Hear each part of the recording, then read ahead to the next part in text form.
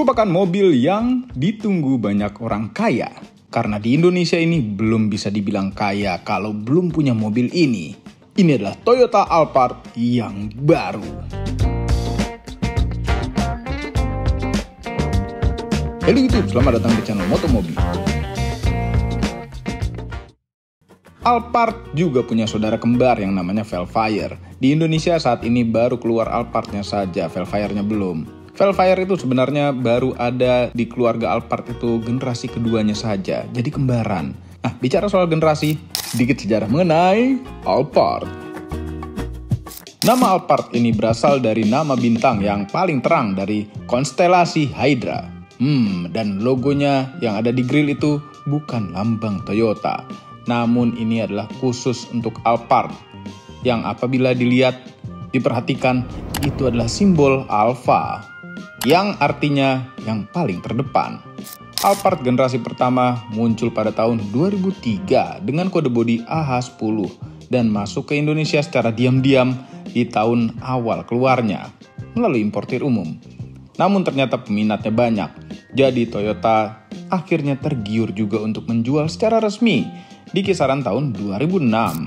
Review Toyota Alphard generasi pertama ini pernah kami bahas di Used Car Review, nonton video itu apabila belum. Kemudian generasi keduanya dengan kode AH20 lahir di tahun 2008 dengan bentuk yang lebih modern dan sedikit lebih besar. Karena penjualan Alphard generasi pertama ternyata laris, generasi kedua ini akhirnya dijual resmi di Indonesia. Varian mesinnya hanya dijual satu pilihan saja, yang serupa dengan Toyota Camry, yaitu 2400cc. Oh ya, generasi kedua ini juga Toyota mengenalkan kembarannya, yaitu Toyota Vellfire. Generasi pertama, dengan gaya yang lebih sporty daripada Alphard. Kemudian pada tahun 2015 lahir Alphard generasi ketiga dengan kode AH30. Bentuknya semakin ke transformeran, grillnya semakin menganga, lampunya terlihat sipit, dan dimensinya semakin melar. Masih dengan basis Camry, mesinnya juga berasal dari Camry yang terbaru, berkapasitas 2500cc. Pada saat itu pun dikenalkan kembarannya Toyota Vellfire generasi kedua dengan ciri khas headlamp yang bertumpuk dua atas dan bawah. Pinternya Toyota. Tidak hanya dibuat kembar dua, sekalian saja kembar tiga. Dengan hadirnya Lexus LM generasi pertama yang waktu pertama hadir di Indonesia harganya tembus 3,5 miliar. Luar biasa. Alphard sebenarnya kami suka konsepnya. Mobilnya secara dimensi panjang dan lebar tidak terlalu mengintimidasi, namun memaksimalkan ruang interior. Yes, macam K-Car. Bukan secara ukuran, tapi secara konsep memaksimalkan ruang interior. Lanjut 2023, lahirlah generasi keempat. Ini mungkin tidak dipilih oleh pemilik gedung yang mengubah lantai 4 menjadi 3A atau di skip 4-nya. Platform yang dipakai adalah ya tentu Toyota zaman now, TNGA. Untuk Alphard adalah TNGA GAK. Bersaudara dekat dengan Toyota Sienna, suatu MPV Toyota besar yang dipasarkan di Amerika. Juga bersaudara seplatform dengan tentunya Camry. Seberapa nyaman? Nanti kita jalan nonton video ini sampai habis. Secara bentuk dan konsep masih sama, ya bentuknya memang berubah, tapi masih tetap macam roti tawar. Secara tampang menurut kami lebih sangar dibandingkan dengan generasi sebelumnya, namun kerennya jauh lebih keren yang baru ini, dari segala sisi. Ini adalah Alphard yang 2,5G, ya yang menengah, tidak hybrid, mesinnya mesin biasa.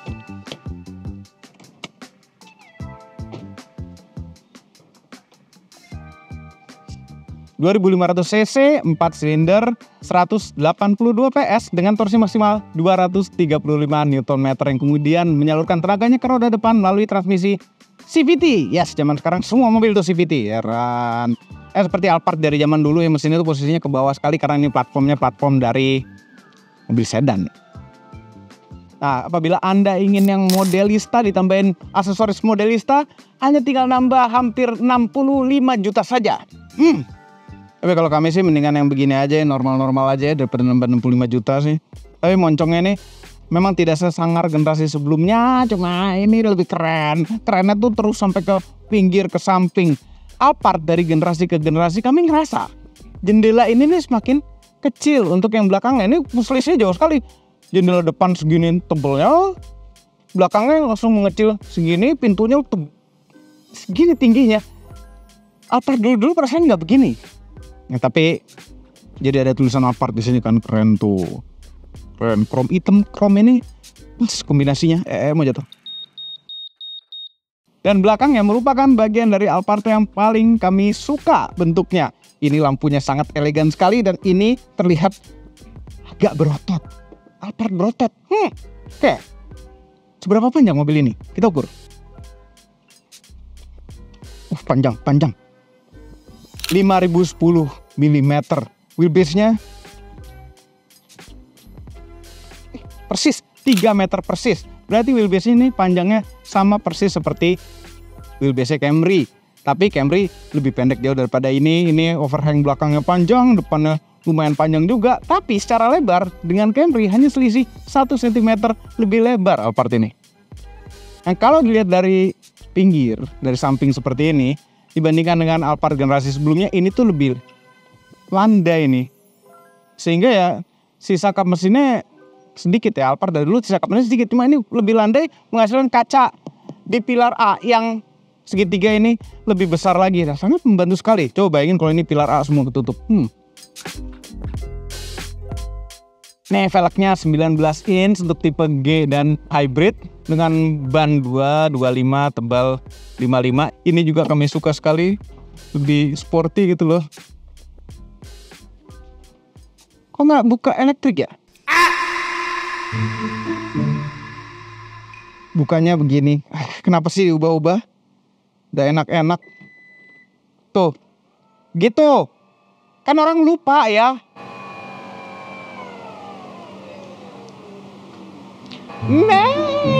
Ini bunyinya. Tadi. Nah, walaupun nggak kencang-kencang amat, tapi ada bunyi ya. Ya, power tailgate-nya. Ini kalau kondisi dilipat jok row ketiganya, gede banget ini joknya by the way. Kayaknya biasanya Alphard tuh kalau dilipat gini lebih slim lagi ya. Biasanya koper-koper gede tuh bisa masuk banyak. Ini kok kenapa jadi kayak lebih kecil gitu loh. Kami dulu pakai Alphard itu generasi pertama pernah, generasi kedua pernah juga. Dan bagasi row ketiganya nggak begini. Ini kalau posisi dimundurkan habis jok row ketiganya untuk memaksimalkan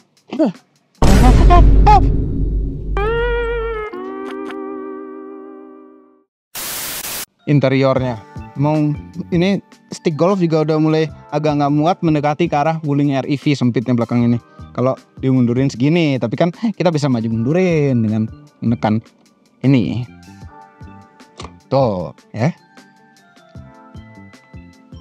Terus apa gunanya tombol di samping situ?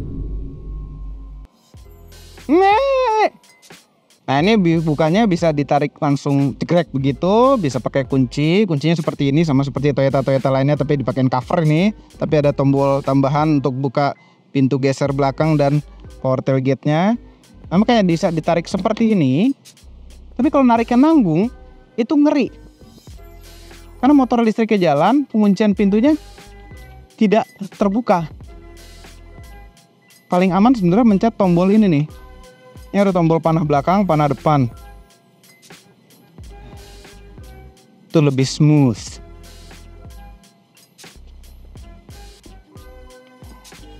Cocok sekali buat orang tua ya, pegangan ada di sini panjang, ada di sini kayak crown. Terus kemudian ini panjang seat barnya. Tapi karena review kita duduk di row ketiga dulu.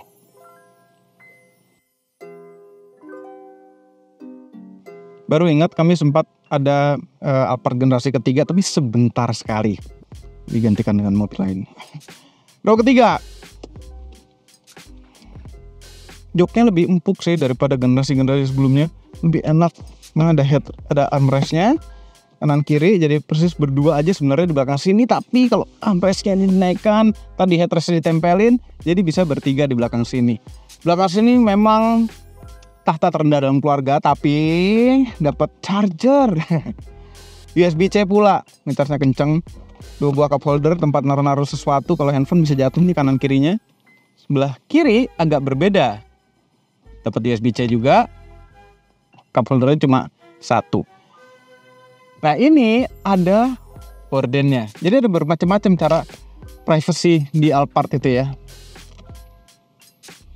Tuh gorden seperti itu, jadi rasa rumahan.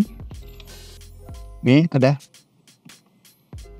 shape tersendiri. Kami lebih menyarankan pakai yang ini dibandingkan dengan yang ini ya, repot kan. Nempel-nempelin lagi segala. AC dapat dari tengah gini. Terus ada tempat kacamata juga sih.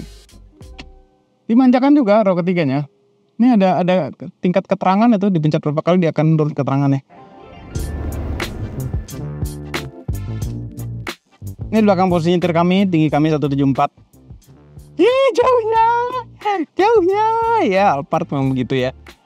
Tapi konsep pada Alphard yang ini berbeda karena modelnya model belah tengah. Jadi ada konsol besar di atas, di tengah yang untuk urusan AC lah, tombol-tombol dan lain-lain. Sunroofnya berubah jadi di pinggir-pinggir gini aja dan tidak sampai belakang, hanya di bagian depan sini aja. Buka tutupnya elektrik dari sini. Dan kacanya tuh nggak bisa dibuka, nggak perlu dibuka sih. Sunshade-nya itu bisa dari pinggir ini, dia tiap pintu tuh ada tiap pinggiran karena belakang juga dapat. Kalau mau gaya rumahan juga tetap ada gorden seperti ini. Ini AC-nya dual zone di belakang, dual zone di depan. Jadi ada 4 zone totalnya pada mobil ini. Tapi kalau di tipe yang X, ini hanya single zone di belakang AC-nya. Dan ada tempat kacamata lagi di belakang. Ini nomor kacamatanya panjang tuh, bisa bertumpuk-tumpuk kacamata di dalam situ. Ada TV-nya juga. Gimana cara ngeluarin TV-nya? Mana caranya? Dikasih remote seperti ini. Kita pencet open, TV-nya akan terbuka. Dan ini benar-benar TV seperti bawaan ya. Kami waktu itu yang generasi kedua kalau nggak salah Alphard itu TV-nya kayak TV pasangan uppermarket. Ini TV bawaan, dia kokoh dan bisa nyetel lagu segala macam dari sini. Ini pakai karpet aftermarket seperti ini ya, karena ini adalah mobil rentalnya Rengenet. Dia pakai karpet tambahan biar nggak terlalu ngotorin karpet bawaan mobil. Nah kalau mau nyewa Alphard ini Anda juga bisa kontak ke Rengenet. Joknya empuk ya, empuknya tuh nggak sampai empuk sekali enggak, tapi rasanya tuh enakan joknya yang tipe hybrid. Nah yang tipe hybrid di sini tuh ada semacam tablet kecil atau handphone kecil atau iPod gitu ya untuk mengatur segala macam-macam kontrol untuk joknya, dan ada pijitnya. Kalau ini nggak ada pijitnya, jadi Anda harus tetap ke spa untuk pijit ya, panas dan dingin. Kalau ini di sini adalah cup holder. Ngatur joknya semuanya dari sini, termasuk leg restnya. Nah ini coba kita maksimalkan. Ini maju mundurnya sayangnya masih non elektrik ya. Mundurin dikit, setir kaki nggak kena. Kita tidurkan habis. Apa rasanya jadi bos-bos pemilik Alphard yang kurang tidur tadi malam habis dari disco? Tuh rata loh. Rata. Nyaman pakai ini camping. Ini ada pendingin jok dan ada pemanas jok. Di tengah ada meja. Tambahan buat naruh-naruh sesuatu, mungkin naruh handphone. Ada charger USB-C masing-masing jok nih. Empuk-empuk semua, nih empuk-empuk, tapi ini masih plastik-plastik keras. Nggak keras-keras amat sih, karena kalau diteken empuk. Ya, empuk sekali nih. Empuk secara paksa. Ada bottle holdernya di sini. Ada kantong belakang jok depan. Colokan AC 220 volt sesuai Indonesia. Colokan HDMI untuk nyambung ke sini. Ini ada tempat naruh sesuatu, nggak tahu buat naruh apaan. Tadi kami coba naruh remote yang tadi, nggak muat. Terus di bawah ini ada tempat naruh sesuatu juga, mungkin naruh sepatu. Ini ada tempat naruh handphone rahasia di bawah. Tahuan sih naruh handphone rahasia sini ya. Nah, kembali ke joknya, kembali ke sekitaran kualitas. Ini nih kenapa renggang ya? Ini tuh terasa kelihatan longgar gitu loh nih. Rasanya joknya tuh agak kurang kokoh aja gitu loh. Kayaknya dulu nggak segininya ya. Tapi joknya enak. Tapi kami suka seat beltnya tuh benar-benar integrated di joknya. Cuma ada bagian-bagian yang kurang seperti itu, namun itu bisa dimaklumi lah. AC di sini juga ada dari konsol tengah depan. Bicara soal depan, kita ke depan sekarang. Nah, bukanya.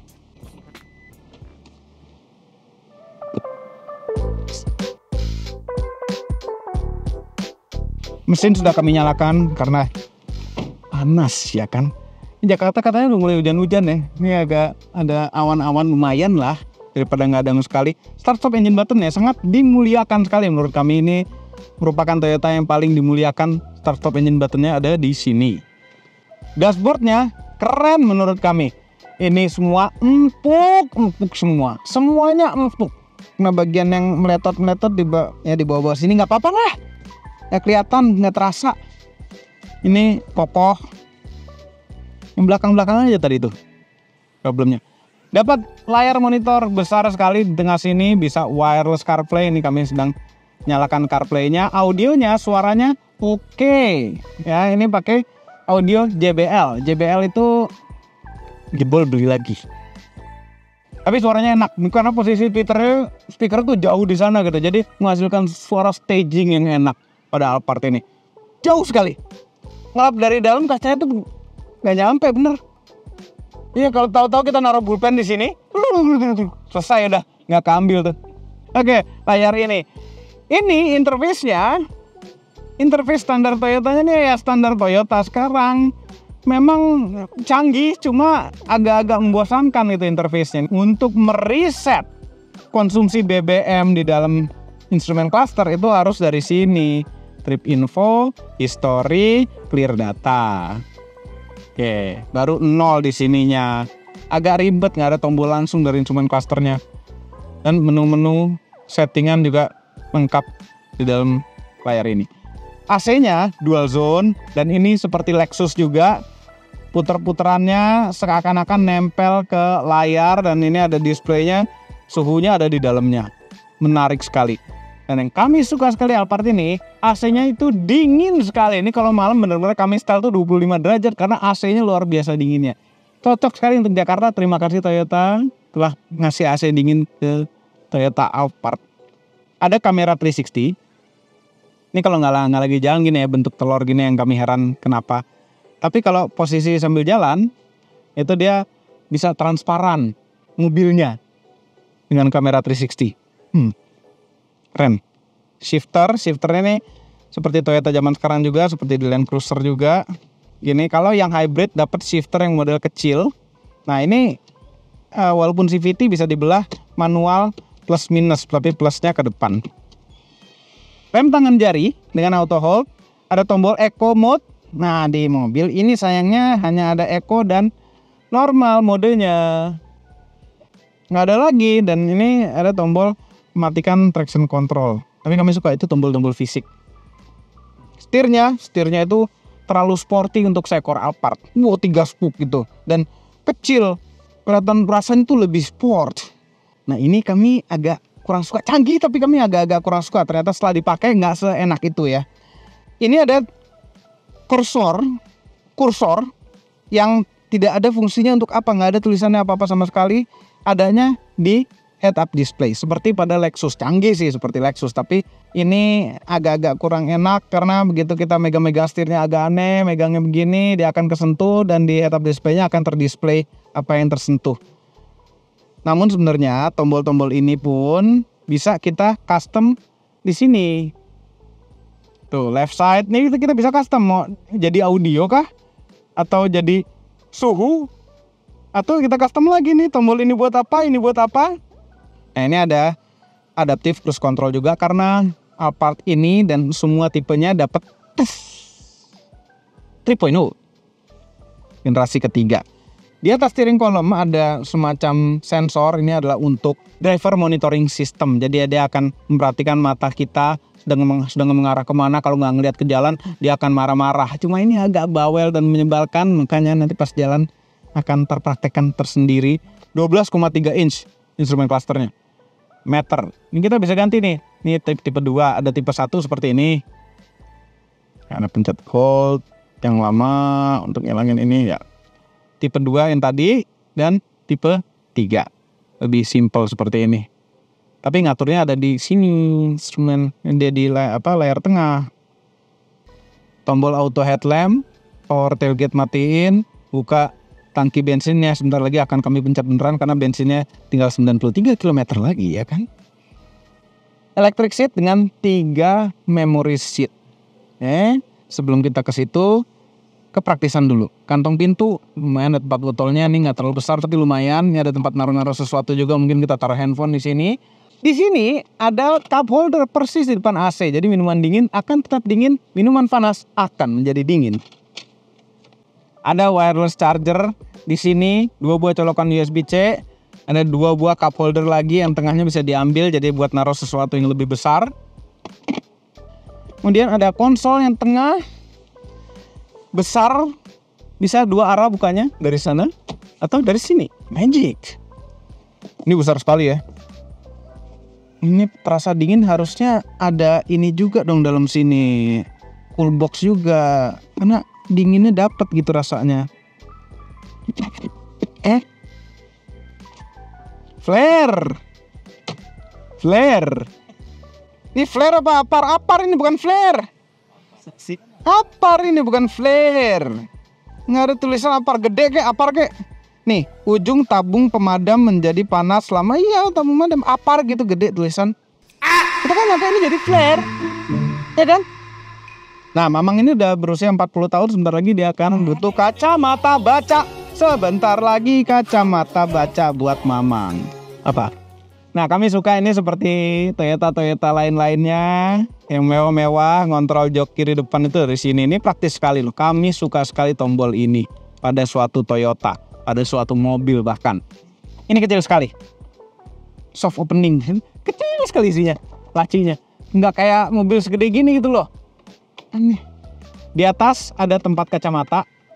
Spion tengahnya model kamera yang seperti tadi. Bisa jadi kaca biasa juga. Nah, kalau ada bos-bos di belakang nggak mau kelihatan mukanya, pasti harus dihidupkan seperti ini. Sebenarnya ini lebih aman dan ini bisa diatur naik turunnya segala macamnya, ke terang gelapnya pun bisa diatur. Cuma emang agak aneh rasanya pakai ini nanti pas di jalan ya. Sekarang posisi nyetir. Ini electric seat yang bisa diatur sampai naik turun depan dan belakang. Cuma sayangnya kurang adanya lumbar support. Ini nggak ada lumbar supportnya. Setirnya bisa tilt dan teleskopik secara elektrik. Keren sekali. Kami suka ini elektrik. Menghasilkan posisi duduk, posisi nyetir yang enak. Walaupun sebenarnya kalau kami sih sedikit lebih dekat lagi, lebih enak. Ini udah mentok. Tapi ini udah cukup. Ini sudah membahagiakan untuk ukuran Toyota. Sekarang saatnya kita jalan.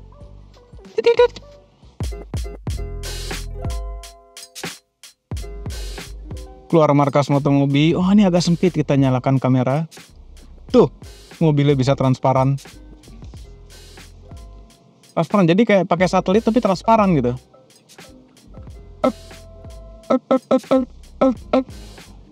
Lihat posisi rodanya juga, belok kanan belok kirinya, miring-miring itu. Semuanya nyambung kayak cu. Pertama kali nyetir Alphard ini seperti rasanya besar sekali mobilnya. Yes, Alphard generasi-generasi sebelumnya memang terasa besar juga. Tapi karena pilar A ini yang rasanya jauh sekali, jadi serasa besar sekali mobilnya dan lebar sekali. Sebenarnya mobil ini tuh tidak besar-besar amat, yang tadi kami bilang lebarnya hanya beda 1 cm sama Camry. Tapi kalau ngeliat pilar A yang jauh-jauh itu tuh, rasanya nih mobil tuh besar sekali dan semua jalanan jadi sempit. Kadang-kadang agak mengkhawatirkan. Tapi kalau setelah biasa, ya udah seharian nyetir, pasti sudah sangat terbiasa. Dari pilar atau jendela di sini sampai keluar itu nggak jauh sebenarnya. Secara visibilitas oke. Gara-gara kaca segitiga yang besar ini. Ke depan juga oke. Cuma memang ini terasa seperti naik SUV yang moncongnya tinggi. Lihat gini nggak pengaruh. Jadi ya duduk agak rendah aja, lebih enak. Nah, visibilitas ke belakang kalau misalnya spion tengah ini dibikin cermin biasa seperti ini, kaca belakangnya itu posisinya tinggi. Jadi hanya bisa ngelihat kaca mobil belakang kalau mobil belakang itu adalah crossover. Iya, nah ini mulai sempit-sempit. Nah, terasa tuh, rasa lebarnya. Tapi hanya sekedar rasa ya, aslinya nggak segitunya kok. Dan ini tadi tangtung proximity sensornya emang kadang-kadang bikin khawatir aja. Tapi ya kurang lebih Alphard generasi sebelumnya seperti ini. Nah, yang dialami orang pertama kali nyetir Alphard generasi pertama, kedua, ketiga, sampai yang ini itu pasti akan kaget. Waduh, ini mobil gede banget, gimana masuk gang. Tapi lama-lama setelah terbiasa pasti aman, kecil aja mobilnya. Kekedapannya ini macam mendekati Lexus, merupakan mobil yang sangat sunyi untuk ukuran seekor Toyota. Nah, ini banyak motor di sekitaran kita, tapi gambarnya aja, suaranya hanya terdengar sayup-sayup gitu loh. Ini kekedapannya luar biasa untuk ukuran seekor Toyota ya. Ini lebih mendekati Lexus tuh yang malah yang berisik tangtung-tangtung itu. Ini polisi cepet bukan bantuin.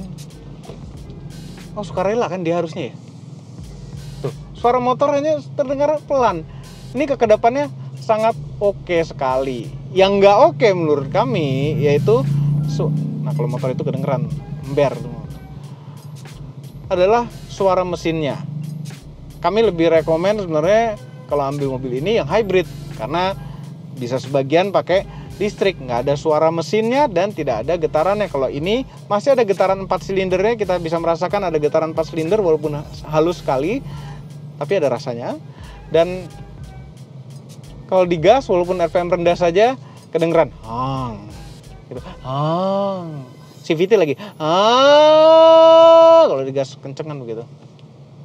Iya tuh muka pemotor semua itu. Kita bisa face recognition langsung ini.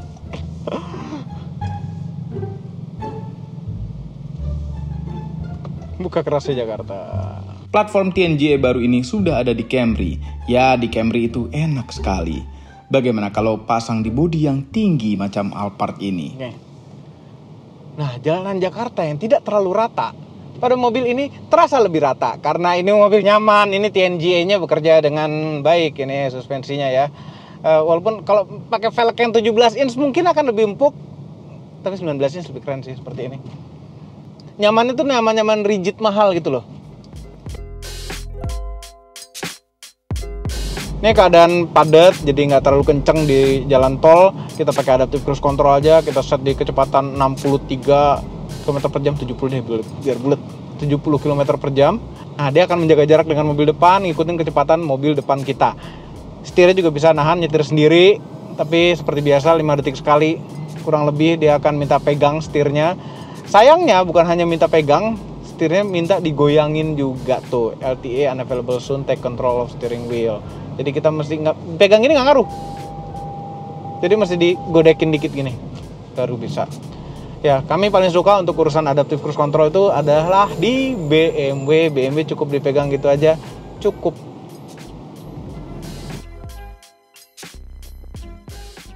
Kestabilannya. Ya.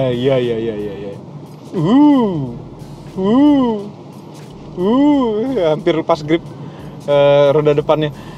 Memang lebih stabil dibandingkan dengan Alphard sebelumnya, tapi tetap aja mobil ini agak mengapal. Nah, kami suka kalau kita kena posisi tidur miring gitu ya, kita sikat miring gitu, itu bergoyang-goyangnya sedikit pada mobil ini. Kalau Alphard yang dulu apalagi generasi pertama, kita sikat miring pas tidur tuh bisa gitu. Kalau ini enggak, dia akan lebih menahan. Cuma di zigzagin gini terasa mobilnya agak mengapal, cuma memang jauh lebih stabil dibandingkan dengan Alphard sebelumnya. Secara tenaga memang beda tipis dengan yang hybrid. Alphard ini 182 PS, yang hybridnya 190 PS. Torsi yang ini 235 Nm, yang hybridnya 239 Nm. Tapi yang pasti hybrid lebih berat karena bawa baterai. Larinya kita dari kecepatan 80 gaspol. CVT 100.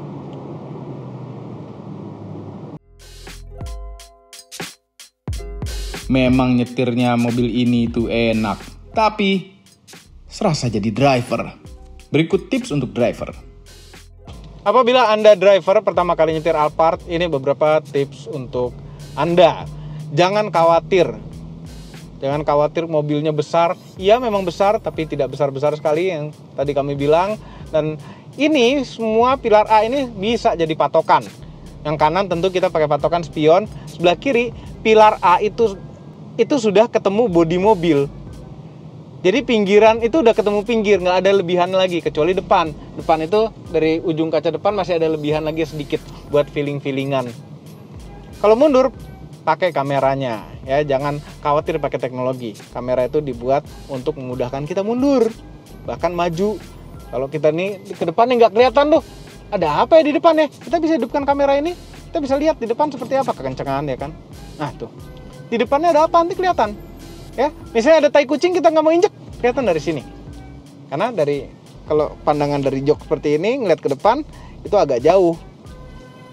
Dan usahakan kalau pakai Alphard yang seperti ini pakai yang kamera aja begini biar nggak ganggu bos di belakang. Kalau bos di belakang diliatin terus matanya gitu kan nanti mencurigakan. Kali kalau bos cewek kan. Jadi overall rasa nyetirnya kayak nih dari panca indera dulu. Setirnya memang tidak direct tapi ada rasa nyamannya dan tidak terasa murah muter setir ini, apalagi pegangan setirnya tuh kulit, ada kayu-kayunya juga. Tapi rasa setirnya itu rasanya mewah, nggak ada rasa murahnya sama sekali. Nah begitu juga pedal-pedalnya, ini pedal gasnya model piano. Itu kalau model piano tuh terasa mobil Eropa, tapi enteng pedal model pianonya. Itu terasa mahal. Remnya, nah remnya juga ini tipikal mobil Jepang sebenarnya remnya. Tapi rem seperti ini adalah rem yang bisa berhenti sampai halus sekali, tidak terasa berhentinya kalau yang nyupir jago. Tidak seperti mobil Eropa aja. Mobil Eropa tuh kebanyakan remnya berat, sehingga untuk ngerem sampai berhenti halus itu agak sulit. Kalau mobil ini sangat mudah. Kalau dibandingkan dengan Alphard sebelumnya, sebenarnya suspensinya tidak jauh-jauh amat bedanya, cuma lebih kurang limbungnya. Dan yang pasti rasa mewahnya sih jauh lebih besar mobil ini. Ini konsol tengahnya kulit semua, mewah, rasanya jauh sama sebelah kiri kita. Jadi supir dan ajudan bisa berjauhan, nggak deket-deketan. Ya urusan suspensi ada peningkatan, semuanya ada peningkatan. Ya sewajarnya ganti generasi itu meningkat semua. Yang pasti yang kami lebih suka tuh pada kecepatan tinggi, limbungnya itu rasanya lebih sedikit. Seberapa hemat Alphard ini?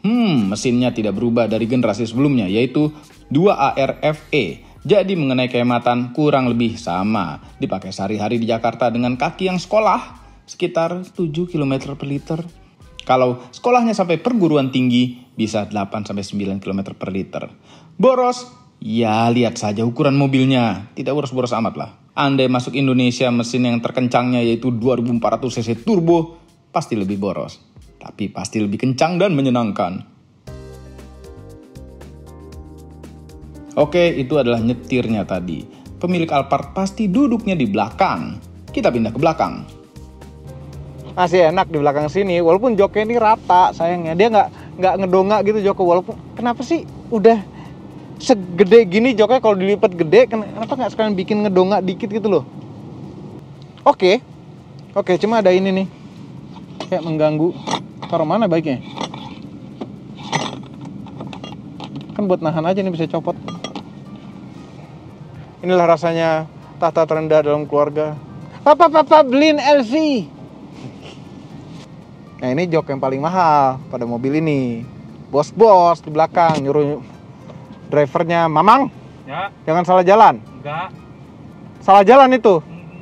Enggak, ambil kanan dulu. Salah, ambil kanan dulu. Gimana sih? Nah, ini ada pendingin joknya luar biasa. Nah kenyamanan di belakang sini itu, jadi memang mobil itu kan biasanya lebih nyaman di duduk depan, ya karena titik berat mobil tuh lebih ke depan. Nah ini untuk khusus Alphard ini di belakang ini tetap nyaman juga suspensinya. Bisa kita buka untuk privacy, mengurangi privacy. Tuh jendelanya kecil segini aja, tapi untung jendelanya ini bisa dibuka. Apakah bisa terbuka habis? Enggak, masih sisa aja dikit. Kalau udah setipis itu, kenapa nggak bisa dibuka habis? Enak jadi bos belakang sini. Tapi somehow yang kami suka itu, dulu kami pernah punya yang generasi kedua. Kami suka tuh di sini, itu ada bukaan lagi buat naruh kaki. Nah itu kan nggak perlu naikin ini, ngebuka itu aja udah cukup nyaman. Dulu pernah kami sehari-hari tuh naik Nissan Elgrand, pakai driver. Ya dulu waktu masa-masa kejayaan ya. Rasanya tuh sayang ngelihat ke belakang, aduh ada jok lah nggak ada yang keisi. Kita cuma berdua doang sama driver. Akhirnya kami ganti mobil. Gara-gara kayaknya terlalu buang-buang jok gitu loh, nggak kepake. Sayang sekali. Tapi kami ngerasain jok yang itu tuh lebih empuk loh. Yang hybrid, yang ini ada iPad-nya. Nah, apabila Anda mau ngerasain kenyamanan seperti ini, ingat ya, nyawanya kemana? Karena ini mobil rental. Nah, ini coba bisa dikempit ya. Ini kan pinggirnya kuping ini buat tender tidur begini nih. Tapi kan nanti leher tengeng gitu loh. Karena kan yang bisa kempit kayak di pesawat gitu loh. Atau bantal gede gitu, empuk. Sebenarnya Alphard yang model ini 2.5G ini adalah model yang paling dipilih untuk mobil rental, karena nggak ada mikirin nanti suatu saat akan ganti baterai. Cuma baterai nggak perlu banyak dipikirin, 8 tahun kemudian mikirnya. Cuma kalau rental pasti udah berpikir ke arah situ. Baterainya garansi 8 tahun. Dulu pertama kali Alphard keluar generasi pertama langsung dengan istilah kijangnya orang kaya. Tapi dulu harga Alphard sudah sama dengan harga kijang sekarang. Kalau dulu kekayaannya masih gitu-gitu saja, ya mampunya sekarang belinya kijang. Harga Alphard yang sekarang kami bahas di video ini adalah Rp1.578.800.000. Kalau premium color nambah 3,5 juta. Yang hybrid Rp1.657.000.000. Premium color nambah lagi 3,5 juta. Nah, yang paling murah adalah tipe 2.5X. Harganya Rp1.356.100.000. Kalau premium color 3,5 juta lagi. Ini premium color apa sih? Warna putih. Dan hanya ada 2 pilihan warna, hitam dan putih. Mahal? Yes, mahal itu relatif. Merasa kurang kaya dan mampunya hanya yang tipe X? Boleh saja, tapi tidak mendapatkan ini. Tidak mendapatkan velg 19 inch ini, dapatnya 17 inch. Tapi 17 inch sebenarnya lebih hemat. Tidak mendapatkan pengaturan setir elektrik seperti ini, tidak mendapatkan driver monitoring system yang bawel, tidak mendapatkan wireless charger, tidak mendapatkan layar besar seperti ini, tidak ada Nano X-nya, dan tidak ada head-up display. Tidak mendapatkan DVR ini, dan tidak mendapatkan jok kulit, joknya fabrik. Dan joknya depan tidak elektrik. Tidak mendapatkan sunroof, moonroof keren ini. Tidak mendapatkan DRL, tidak mendapatkan fog lamp, otomatis jadi tidak mendapatkan cornering lamp. Pertanyaannya kenapa kami tidak beli? Karena kami merasa belum cocok saja. Ada Alphard di rumah, masih cocokkan kijang. Karena mobil ini benar-benar harus pakai supir. Gemas sekali memang, enak disetir, tapi malas karena ada rasa besar dan berasa jadi supir. Satu hal yang kami agak gemas, andai saja Alphard itu ada yang full EV, pasti sempurna untuk sehari-hari di Jakarta. Overall, mengenai Toyota Alphard yang terbaru, merupakan mobil yang sangat tepat sekali untuk orang kaya. Orang kaya yang konsisten berkembang kekayaannya karena semakin kesini semakin mahal harga Alphard. Apabila Anda pemilik mobil, kami sarankan untuk jangan nyetir mobil ini. Carilah driver. Dan drivernya kalau bisa jangan yang gaptek. Semua ini adalah opini pribadi saya. Kami tim Motomobi tidak dibayar oleh siapapun dan apapun yang terlihat pada video ini. Sayangnya. Jangan lupa tekan tombol jempol ke atas dan subscribe channel Motomobi, Umobi, dan Mesmobi apabila belum berikut dengan tombol loncengnya. Share video ini ke seluruh dunia melalui sosial media Anda dan jangan lupa follow sosial media kami semua termasuk Instagram. Cek motomobinews.id untuk berita-berita otomotif terbaru. Terima kasih telah menonton.